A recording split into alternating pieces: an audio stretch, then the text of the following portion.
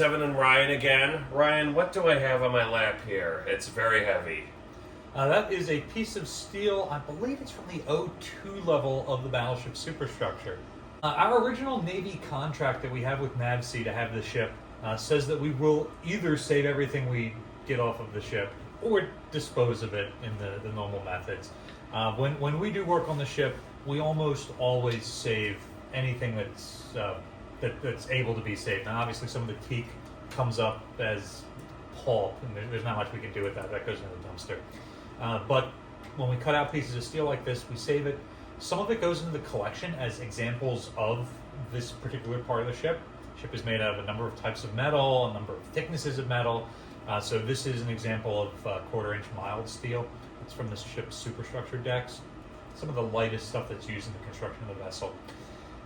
Yeah, I was going to say, for Battleship steel, I thought this was actually pretty light. Yeah. We haven't had to replace any of the armor steel. So like 1.5-inch thick main deck or 1.5-inch shell plating around the hull of the ship. We didn't have to do any work on that when we were dry dock. So none of that got cropped out.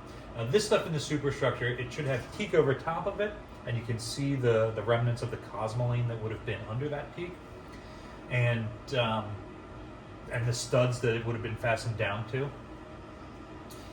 So water got under there, it wasted through in areas. You can see that it's holed through. So when we rip that up to redo it, it's like, oh man, this whole deck is Swiss cheese. So we end up cropping out the entire area. A smaller piece here is a smaller piece.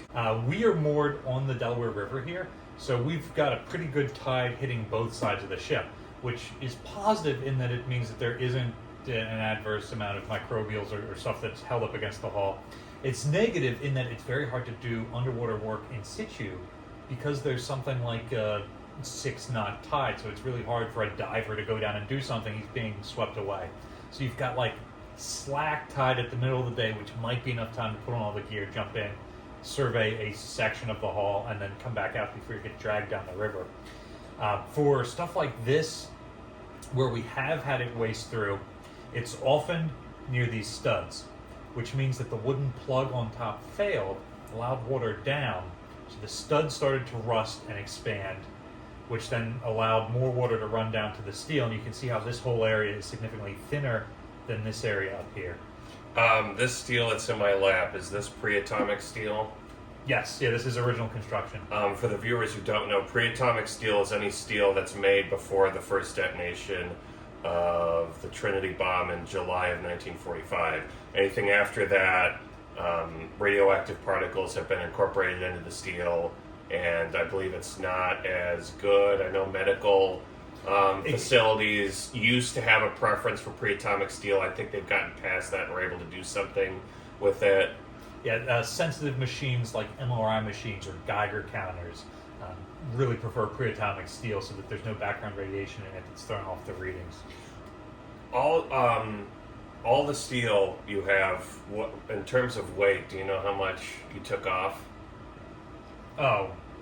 It's a couple 100 pounds. It's hardly anything. Yeah, with us, we actually probably, this is probably the first time in history that our number is bigger than yours in terms of weight.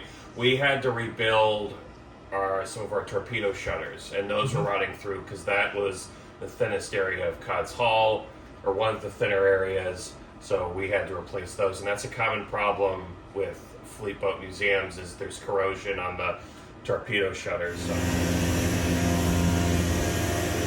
The effects of water and oxygen are very apparent here. The thin framing between tubes 3 and 4 are virtually all gone. We're being cut away to good metal. 1 and 2 and 5 and 6 seem pretty good. No water or no oxygen. Bringing it up on the crane.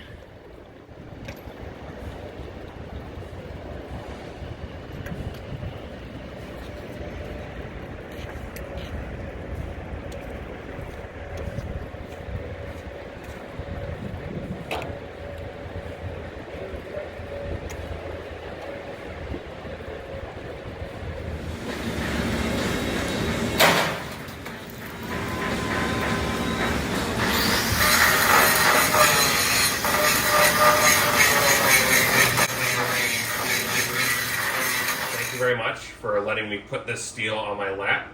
Hopefully I did not cut myself. I've gotten some stuff on my hands, but I should be fine. I'm up to date on my tetanus shots. That's the cosmoline I told you about in the earlier video. Yeah, there it is, right there. Yeah, this whole area. So there's not much wastage in this area because the cosmoline is acting as the hydrophobic barrier between the wood and the steel. Oh, oops. Over here, where you don't see any of that cosmoline, though, is where you've got really bad wastage. Over here, down here. So Well, it works. Well, we're making a bit of a mess, so I'm sorry about that. Thank you very much.